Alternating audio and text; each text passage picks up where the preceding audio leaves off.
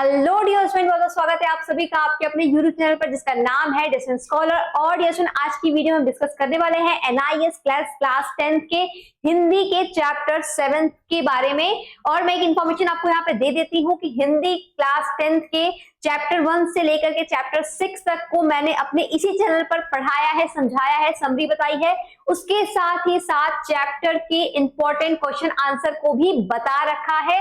अगर आप मेरी उन वीडियोस को देखते हो, उन वीडियोस को गो थ्रू करते हो, तो उसके अलावा आपको किसी एक वीडियो को देखने की जरूरत नहीं, किसी गाइड बुक, किसी एक्स्ट्रा बुक को आपको खोल के पढ़ने की जरूरत नहीं है। आप केवल इन वीडियोस, इन लेक्चर वीडियोस के थ्रू ही अपने हिंदी के सिलेबस को चुटकी बजाते मिनटों में ही बिल्कुल आसान शब्दों में कंप्लीट कर लोगे। आइए बात करते हैं चैप्टर 7 की। तो चैप्टर 7 आपके हिंदी का, जिसका नाम है आजादी। ठीक है, तो ये जो चैप्टर है एक कविता के रूप में आपको यहाँ पे नीचे दिखाई देगी। और यहाँ पर दो इंपॉर्टेंट कैरेक्टर्स है जिनकी आपस में बातचीत हो रही है, क्वेश्चन आंसर हो रहा है। स्टार्टिंग में जो शागिर्द होता है, ठीक है, अभी मैं बताऊंगी किसका क्या मतलब होने वाला है। तो वो अपने उस्ताद से कुछ प्रश्न पूछता है इस एक आजादी के बारे में कि क्या मायने हैं इस आजादी के हमारे जीवन में। और वो बहुत सारे संदर्भ वहां पे देता है, बहुत सारी बातें बताता है कि क्या इसका मतलब है आजादी, क्या इसका मतलब है आजादी। ठीक है, और उसके बाद नीचे हम देखेंगे कि उसके उस्ताद ने इस आजादी को या फिर उस बच्चे के जो भी क्वेश्चन रहते हैं उसके आंसर को कितने बखूबी रूप से उत्तर किया है, आंसर दिया है। तो आइए स्टार्ट करते हैं अपने इस एक चैप्टर को। और चैप्टर को स्टार्ट करने से पहले मैं 1 नंबर वाले क्वेश्चन में आती हूँ और समझाती हूँ, जो कि मैं हर एक चैप्टर में बताती हूँ कि आपके क्वेश्चन में, आपके एग्जाम में वो क्वेश्चन आ सकता है कि इस चैप्टर के राइटर कौन है, लेखक कौन है, कहानीकार कौन है। ठीक है, तो आपको इसमें कंफ्यूजन हो रहा होगा कि यहाँ पे आपको 2 नाम देखने को मिल रहे होंगे। और यहाँ पे मूल लेखक, इसका क्या मतलब है? मतलब इस कविता को लिखा गया है बालचंद्र चालुकांड जी के द्वारा, और ये कविता लिखी गई थी मलयालम भाषा में। ठीक है, जिसका हिंदी अनुवाद आप कह सकते हो किया है जसद जैदी ने। ठीक है, तो इस चैप्टर से 2 क्वेश्चन निकल के आ सकते हैं। दोनों का आंसर ये है कि मूल लेखक कौन है और अनुवाद किसने किया है। तीसरा, ये जो कविता है किस एक भाषा में लिखी गई थी, जिसका आंसर है मलयालम। ठीक है, जो कि केरल राज्य की एक भाषा है। तो ये सारी चीज आप यहाँ पे नोट करते जाना, स्क्रीनशॉट लेते जाना, नोट लिखते जाना। ठीक है, अब चलते हैं चैप्टर में। तो यहाँ पर आपको दिख रहा होगा ये कविता। ठीक है, एक बार मैं पढ़ देती हूँ, फिर इसमें कुछ शब्दार्थ होंगे जिसको मैं बताऊंगी। अगर आप शब्दार्थ याद रखते हो तो आपको चैप्टर को अनुवाद करने में या फिर ब्रीफ करने में या फिर व्याख्या करने में दिक्कत नहीं आती है। तो यहाँ पर एक जो शागिर्द है, ठीक है, शागिर्द, मैं चलो इसका मतलब बता देती हूँ। शागिर्द आपको यहाँ पर दिख रहा होगा शिष्य और चेला। तो मैं बता दूं, यहाँ पर 2 लोगों के बीच में बातचीत हो रही है। पहला जो यहाँ पर कैरेक्टर है वो है शागिर्द का, यानी कि चेले का। ठीक है, और चेला बात किससे कर रहा होता है? यहाँ पर वो बात कर रहा होता है उस्ताद, ठीक है, यानी अपने मास्टर से, अपने गुरु से। तो शागिर्द यानी चेला, शिष्य, और उस्ताद यानी गुरु, तो ये दोनों आपस में बातचीत कर रहे होते हैं। तो पहला जो यहाँ पर आपको दिख रहा होगा ये पैरा, ये पूछा जाता है किसके द्वारा? शागिर्द के द्वारा। किससे? अपने उस्ताद जी से। ठीक है, तो पूछता है उस्ताद जी आजादी क्या है? पूछा दर्जी से उसके शागिर्द ने, क्या वह चारागाह में उछल कूद मचाता नन्हा सा बछड़ा है या सूरज में घोंसला बनाने को उड़ी जाती चिड़िया? ठीक है, या उत्तर दिशा में दौड़ती सीटी बजाती रेलगाड़ी या अंधेरे में चलता मुसाफिर जिसकी कामना करता है वह लैंपपोस्ट या निश्चित नींद। ठीक है, तो यहाँ पर ये जो शागिर्द है उसके जहन में, उसके मन में तमाम सवाल उठते हैं। किसको लेकर के? आजादी को लेकर के। और वो अपने इस मन की बातों को रखता है अपने उस्ताद के सामने और पूछता है कि उस्ताद जी, गुरुजी, इस आजादी का मतलब आखिर होता क्या है?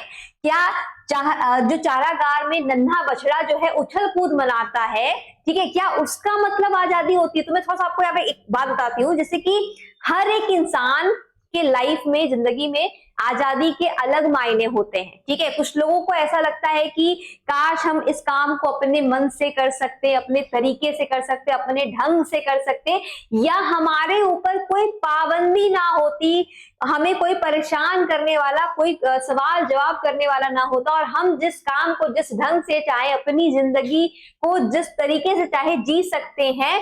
इसी को समझते हैं लोग आजादी, ठीक है, कि अपने मन से कहीं को निकल जाए, कभी को आए, अपने कर्म को भूल जाए और सिर्फ मस्ती में लगे रहें, ठीक है। तो इसी का मतलब कई लोग आज के जनरेशन में, आज के जमाने में आजादी समझते हैं। तो ठीक, बच्चा भी इसी तरीके से परेशान है, उसके मन में बहुत सारा कौतूहल है, क्वेश्चन है, सवाल है, और वो अपने उस्ताद से पूछता रहता है कि चारागाह, यहाँ पे चारागाह का क्या मतलब है, जहां पर गाय भैंस बछड़े रखे जाते हैं। तो उस चारागाह में वो देखता है कि एक नन्ही सी बचिया, बचिया मतलब गाय का बच्चा, ठीक है। ये सब आप नोट करते जाना और वर्ड मीनिंग भी साथ में लिखते जाना, ताकि आपको जब दोबारा ये रीड करो आप, तो सारे शब्दार्थ आपके माइंड में पहले से हो, तो ये आपको याद रह जाएगा पूरा व्याख्या।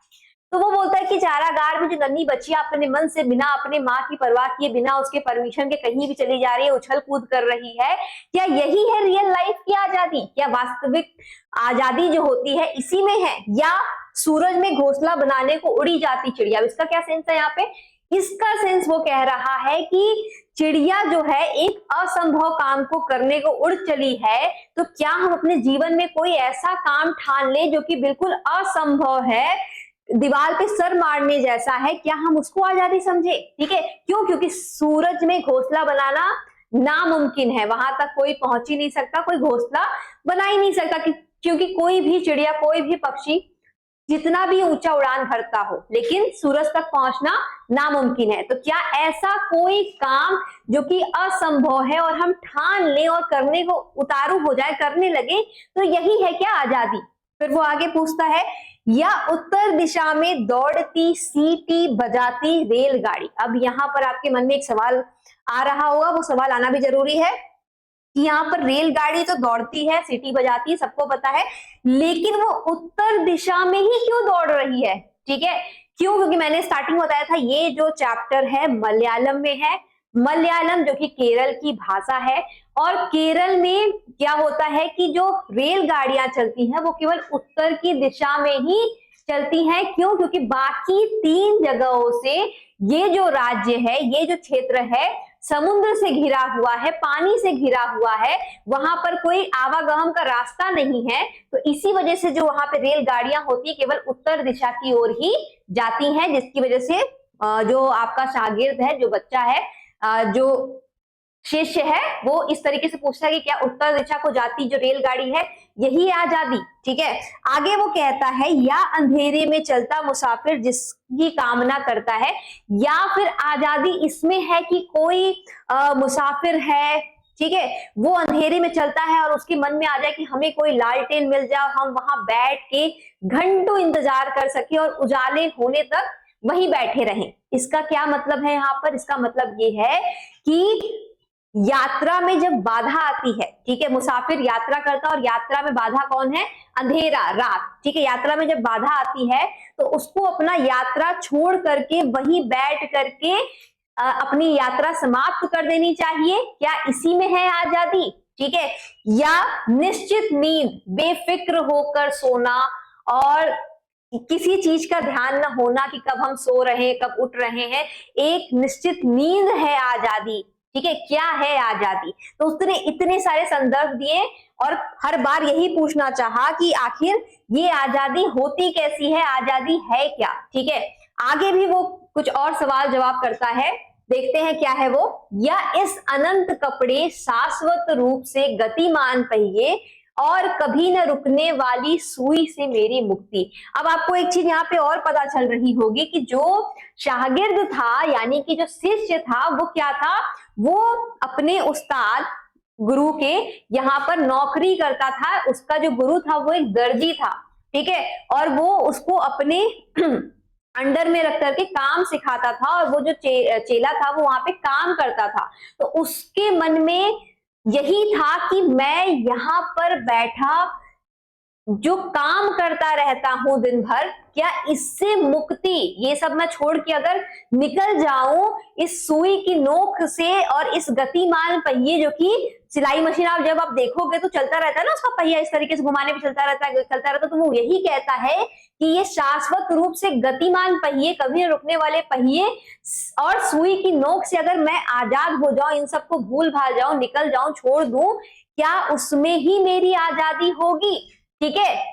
और इस अनंत कपड़े, क्योंकि वो अगर दर्जी के यहाँ पे काम कर रहा है तो ऑब्वियस सी बात है वहां पे कपड़ा सिलता होगा, सिलाई का काम करता होगा, तो जो कि उसको पसंद नहीं आता है। और हमारे रियल लाइफ में, ठीक है, हमारे वास्तविक जीवन में भी ऐसे ही होता है। अगर कोई छात्र है, कोई छात्रा है, अगर हम उसको बोलते हैं कि तुम दिन रात पढ़ाई करो और अपने पाठ को तैयार करो, अपने काम को करो, ध्यान रखो, सुबह जल्दी उठो, शाम रात में जल्दी सो और सभी चीजों को टाइम पर करो, तो उसको ये सारी चीजें जो है पाबंदी लगती हैं, ठीक है। और वो इन सब से मुक्त होकर अपने मन से उठना चाहता है, अपने तौर तरीके से जीना चाहता है और पढ़ाई और पाठ से बहुत दूर भाग जाना चाहता है, और इसी में उसको लगता है कि ये मेरी आजादी होगी। जैसे कि इस शागिर्द को, इस बच्चे को लग रहा था यहाँ पर कि मैं कब तक यहाँ पर काम करता रहूंगा, कब तक ये सुई की नोक मेरे जीवन की दिशा डिसाइड करेगी, कब तक ये गतिमान पहिए मेरे जीवन के गति को डिसाइड करेंगे, या फिर मैं कब तक अनंत कपड़ों को सिलता रहूंगा, मुझे इन सब से मुक्ति मिल जाए तो शायद मेरी जो लाइफ की आजादी है वो स्टार्ट हो जाएगी, वो शुरू हो जाएगी। तो इतना सब कौन कहता है? इतना सब कहता है आपका वो बच्चा शागिर्द, ठीक है। अब आगे हमें देखने को मिलेगा यहाँ पर जवाब, किसका जवाब? दर्जी का जवाब। तो मैंने पहले ही बताया कि जो उस्ताद जी हैं वो कौन है? वो एक दर्जी है, और जो शागिर्द था वो वहां पर काम करता हुआ बच्चा। अब बच्चे ने तो सवाल कर दिया, शागिर्द ने तो सवाल कर दिया, अब यहाँ पर जवाब देने की बारी किसकी थी? वो थी आपके दर्जी जी की, ठीक है, उस्ताद जी की। अब जो उस्ताद जी थे वो काफी अनुभवी व्यक्ति थे, मतलब उनको दुनिया के तौर तरीकों का पता था, उन्होंने बहुत सारे तजुर्बे हासिल किए थे और उनको आजादी के मायने पता थे, ठीक है।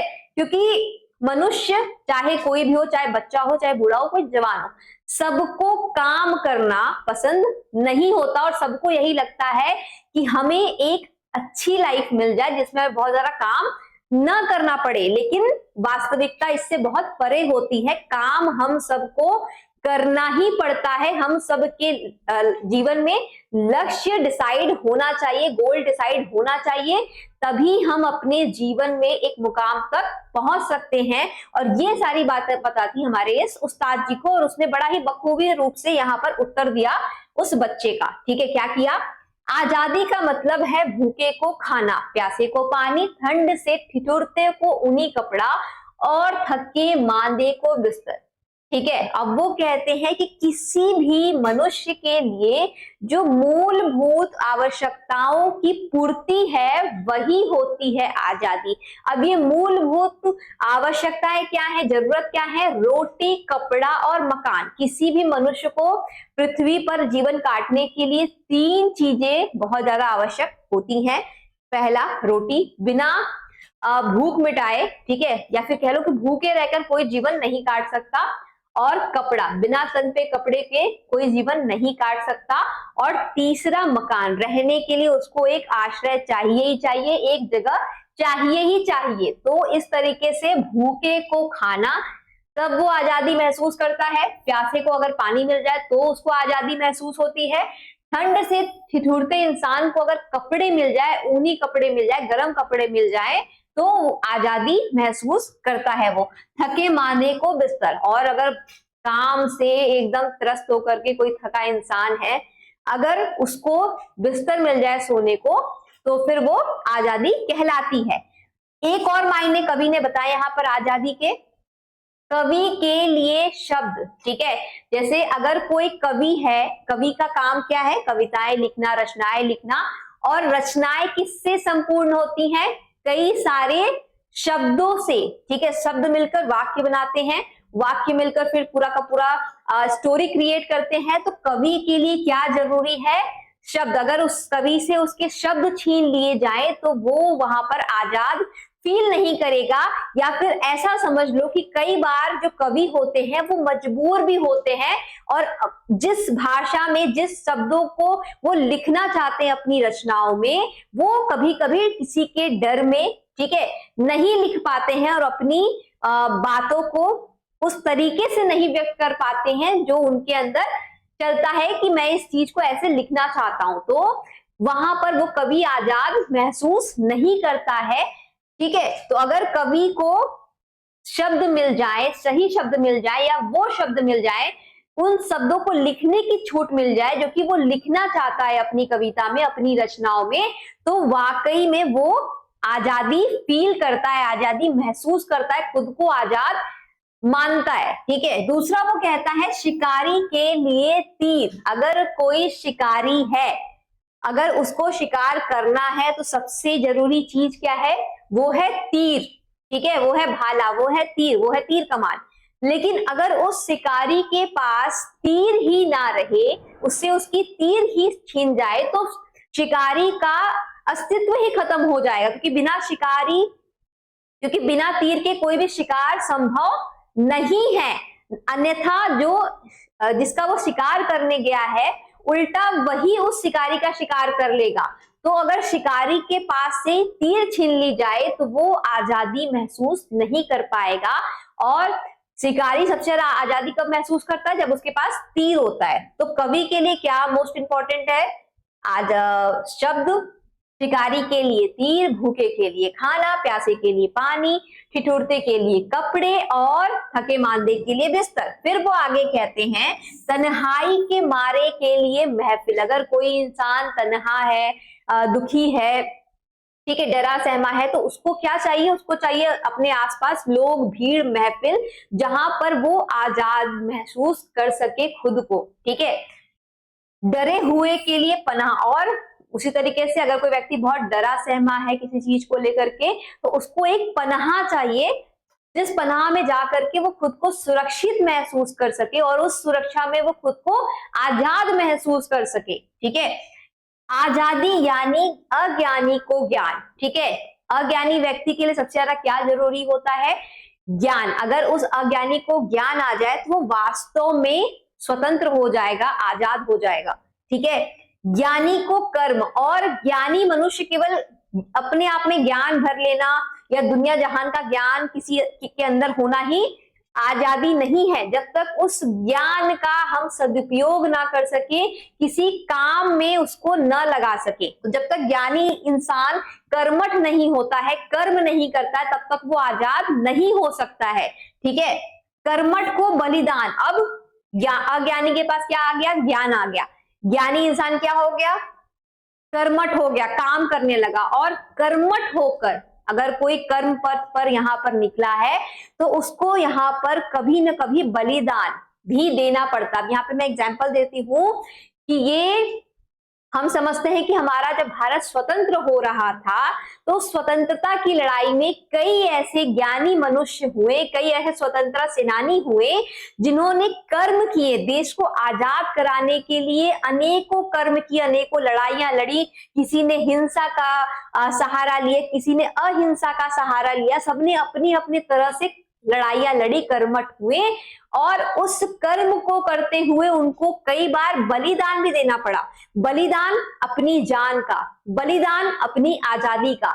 मतलब कई लोग देश के लिए कुर्बान हो गए, कई लोग जेल में रहे, कईयों को कई नुकसान हुए, कईयों के परिवार को कई चीज का सामना करना पड़ा। तो ऐसे ही जब कोई इंसान कर्म पथ पर निकलता है, कर्मठ होता है, तो उसको क्या देना पड़ता है? बलिदान।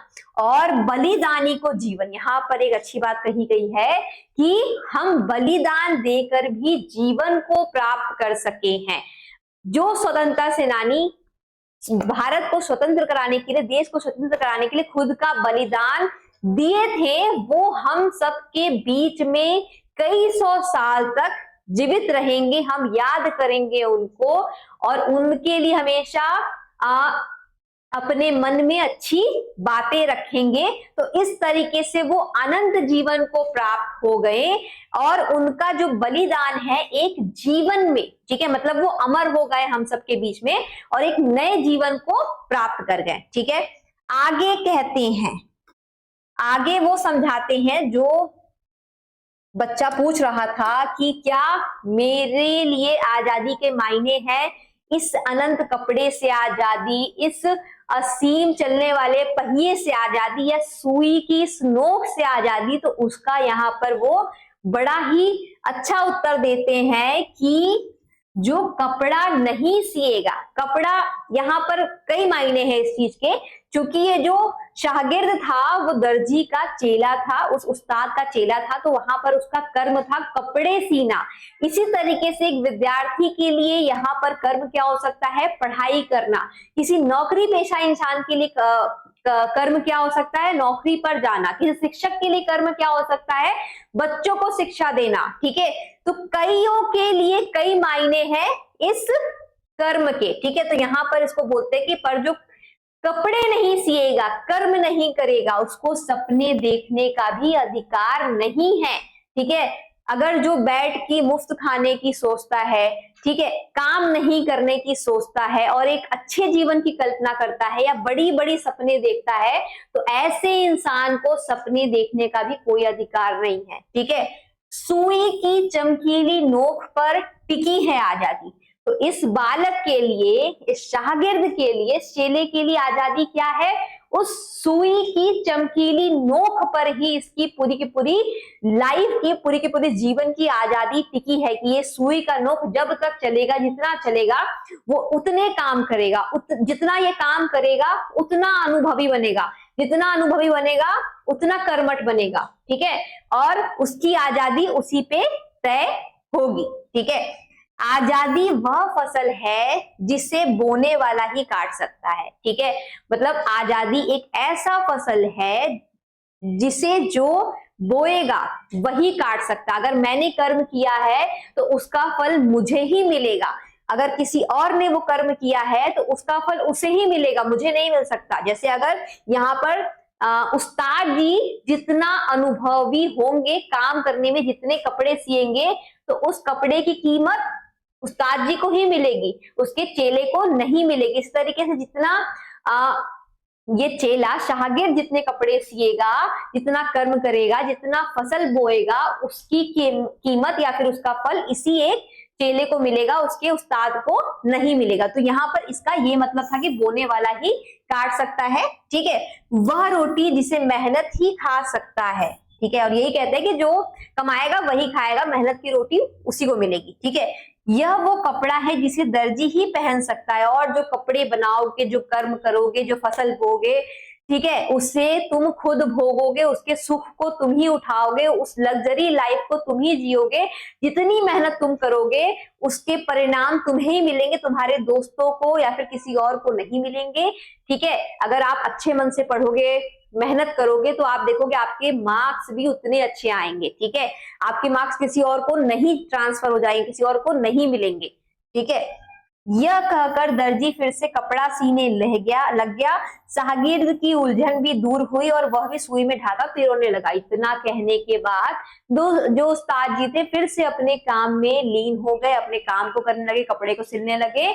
और जो आपका चेला था, जो शिष्य था, इतना सुनकर उसको भी पूरी की पूरी बात समझ में आ गई, आजादी के सही मायने उसको भी पता लग गए, और वो भी सुई में धागा पिरो करके अपने काम को करने के लिए तैयार होने लगा। तो ये तो था पूरा का पूरा इस एक चैप्टर का एक्सप्लेनेशन। मैंने राइटर का बताया, मैंने शागिर्द के पॉइंट ऑफ व्यू से आजादी बताई, मैंने उस्ताद के पॉइंट ऑफ व्यू से आपको आजादी समझाई। आई होप कि आपको एक एक लाइन का यहाँ पे मतलब समझ में आया होगा।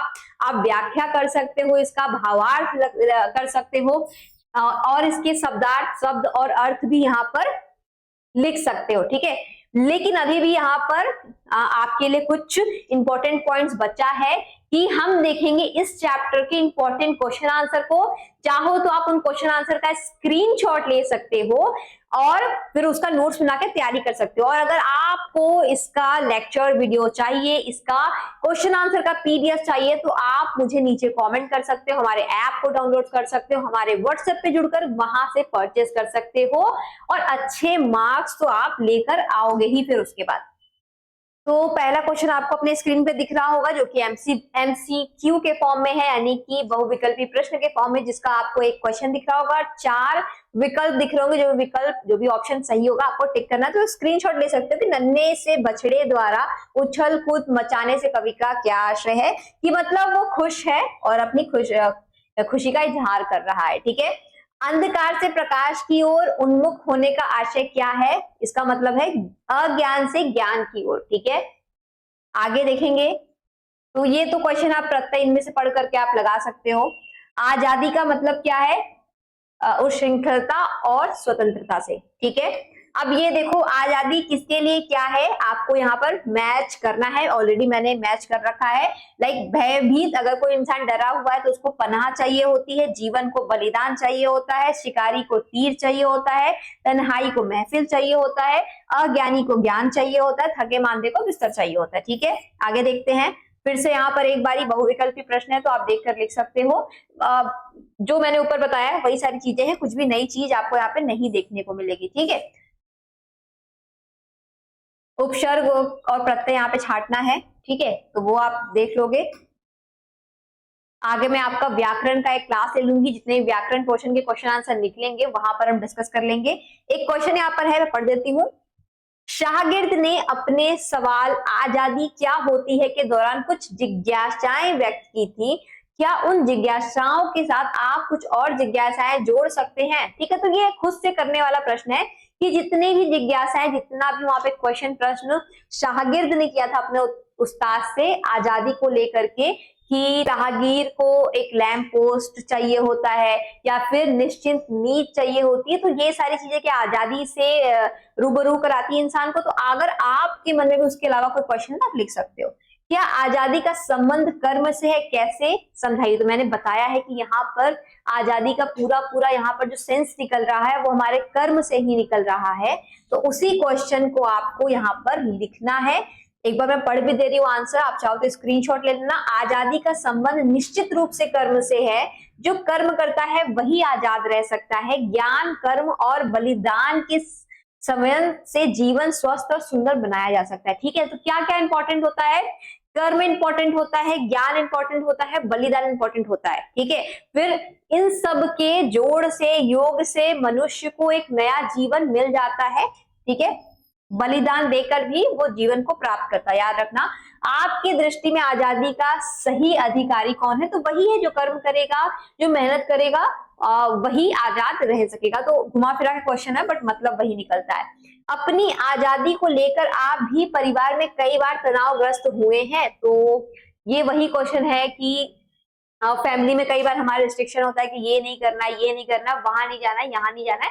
तो कई बार बच्चों को इस चीज से काफी बुरा लगता है और वो अफेक्टेड हो जाते हैं इन सारी चीजों से। ठीक है, तो ऐसा आपके साथ कब हुआ है और आप फिर उस चीज से, उस प्रॉब्लम से तनाव मुक्त कैसे हुए थे, उस चीज से कैसे निकले थे, आपको लिखना है। यहाँ पर कोई भी इंसिडेंट आप शेयर कर सकते हो। फिर यहाँ पर कुछ पंक्तियां दी गई हैं जिनका आपको नीचे क्या करना है, भाव स्पष्ट करना है। तो मैंने सारी पंक्तियों के भाव आपको एकदम से विस्तार से स्पष्ट किए हैं और आपको इसमें दिक्कत तो नहीं आएगी। अपने परिवेश से उदाहरण देते हुए ज्ञान, कर्म और बलिदान के परस्पर संबंध को समझाइए। ठीक है, तो यहाँ पर एक स्टोरी है, या फिर अगर आपके मन में भी इसके अलावा कोई स्टोरी है तो आप उसको राइट डाउन कर सकते हो। अदरवाइज इसका एक बार स्क्रीनशॉट ले सकते हो और पढ़ सकते हो इसको। आगे देखते हैं, बलिदानी को जीवन का आश्रय स्पष्ट करिए। तो मैंने बताया ना कि एक बलिदानी इंसान कैसे बलिदान देकर भी जीवन को, नए जीवन को प्राप्त कर लेता है। तो आपको वही लिखना है कि अगर आप कर्मठ होते हो तो फिर आप क्या करते हो, बलिदान देते हो, बलिदान देते हो तो फिर आपको नया जीवन मिलता है। कुछ इस तरीके से कि फिर आप हमेशा के लिए अमर हो जाते हो, लोगों के बीच में आप हमेशा चर्चित हो जाते हो, हर किसी के चहीते हो जाते हो, हर कोई आपको पसंद करने लगता है और आपके बलिदान के बारे में सबको बताता है और दूसरों को भी प्रेरणा देता है कि हमें इन जैसा बनना है। ठीक है, शाहगिर्द ने सुई में धागा पिरोने का निर्णय क्यों ले लिया, और लास्ट में मैंने बताया कि फिर शाहगिर्द ने जब आजादी के सही मायने समझे कि इसका तो जो सीधा सीधा संबंध है वो कर्म से है, जो कर्म करेगा वही आजाद रह सकेगा, उसी को जीवन में असली आजादी मिल सकती है। ठीक है, तो इस बात को समझकर फिर शाहगिर्द ने सुई में धागा पिरोया। सागिर ने दर्जी से क्या पूछा, पता ही है आपको। क्या चारागाह में नन्हे बछड़े द्वारा उछल कूद मचाने को आजादी कहते हैं? तो ऐसा बिल्कुल नहीं है। क्या शागिर्द का सैर सपाटे को आजादी पूछने का प्रश्न अनुचित है? तो कोई बच्चा है, किसी के मन में कोई भी सवाल आ सकता है, जवाब आ सकता है, तो वो पूछना अनुचित तो नहीं है। तो आपको यही लिखना है यहाँ पर। क्या निश्चित रूप से बेफिक्र सोना आजादी है? बिल्कुल नहीं। ठीक है,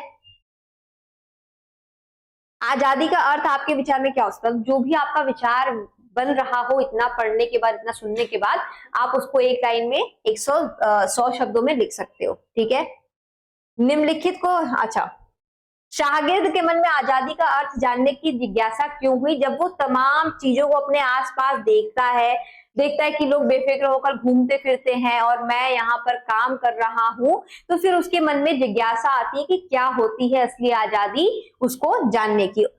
उस्ताद ने कर्म को किसके साथ जोड़ दिया? कर्म को किसके साथ जोड़ा था? बलिदान के साथ। ठीक है, क्या कर्म को छोड़ा जा सकता है? बिल्कुल नहीं, कर्म नहीं छोड़ सकते हम। कर्म के संबंध में उस्ताद का क्या मत है? मैंने बता दिया है आपको। आजादी बनाए रखने के लिए कर्तव्य और अधिकार में कौन सा श्रेष्ठ है? तो ये देखो, एक बार मैं पढ़ देती हूँ आपको।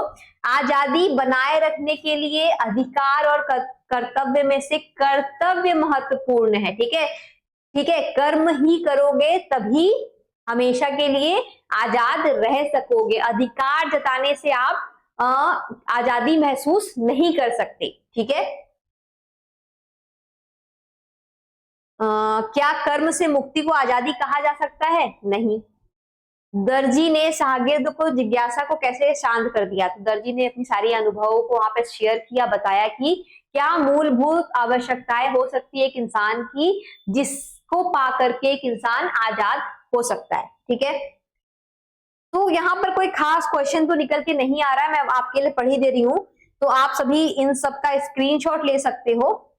आजादी कविता पाठकों को अपनी ओर आकर्षित करने में क्यों समर्थ है? ठीक है, तो इसका रीजन तो आप दे ही सकते हो। कविता में आजादी का वास्तविक अर्थ क्या बताया गया है? तो जो भी पूरी कविता को पढ़ने के बाद आपका भाव बन रहा है आजादी को लेकर के, कर्म को लेकर के, बलिदान को लेकर के, त्याग को लेकर के, नए जीवन को लेकर के, ठीक है, उन सब को मिला करके आपको इन क्वेश्चंस के आंसर को देना है। और पहले बच्चे, मतलब जो वहां पर शागिर्द था, जो चेला था, उसके पॉइंट ऑफ व्यू से आपको आजादी को एक बार समझना है कि केवल बेफिक्र होकर घूमना फिरना, अपने कर्म से मुंह मोड़ लेना, ठीक है, इसी को आजादी कहते हैं। या फिर जो उस्ताद था, गुरु था, वो जब बताता है कि कर्म करेंगे असली जब हम, तभी हमें जिंदगी में आजादी मिल सकेगी, तभी हम आजाद महसूस कर सकेंगे। तो दो सिंपल पॉइंट ऑफ व्यू है, ठीक है, उनको आपको हर जगह क्वेश्चन में डालना है। ठीक है, और फिर क्वेश्चन है कि शागिर्द के मन के भ्रम कब दूर होते हैं? लास्ट में जब सारी बातें उसको पता चलती है तो उस कर्म का वहां पर उसको पता लगता है। फिर इसी चीज का आपको नीचे व्याख्या करना है। ठीक है, हाँ देखो, अब एक चीज है यहाँ पे मैं बता दूं आपको। क्वेश्चन है, प्रश्नों के उत्तर देने। ठीक है, प्रश्न है आपको यहाँ पर, पहले एक पूरा का पूरा पैराग्राफ दिया गया है, फिर आपसे पूछा गया कि यह काव्यांश किस पाठ से लिया गया, इसके कवि का नाम उल्लेख करते हुए काव्यांश की व्याख्या करिए या सौंदर्य लिखिए। ठीक है, तो आपको लिखना है कि यह कविता डैश पाठ से लिया गया, आजादी पाठ से लिया गया, रचयिता या फिर इसके अनुवादक ये हैं। ठीक है, और फिर इस पूरे के बारे में ऊपर लिख देना। इस तरीके से दूसरा क्वेश्चन भी है, दूसरी लाइन को यहाँ पे दिखाया जा रहा है। तो इस चैप्टर में बस इतना ही डियर स्टूडेंट, जल्दी मिलती हूँ अगले चैप्टर के साथ। इस चैप्टर में अगर आपको कोई दिक्कत अभी भी आ रही हो तो आप नीचे मुझे कमेंट करना, मैं कोशिश करूंगी उसको वहां पे फिर से एक्सप्लेन करने के लिए। और अभी तक पिछली कोई वीडियो नहीं देखी है, कोई चैप्टर नहीं देखा है, तो फटाफट से जाकर के उन चैप्टर्स को देखो और अपने डाउट को क्लियर करो। Thank you and thanks for watching.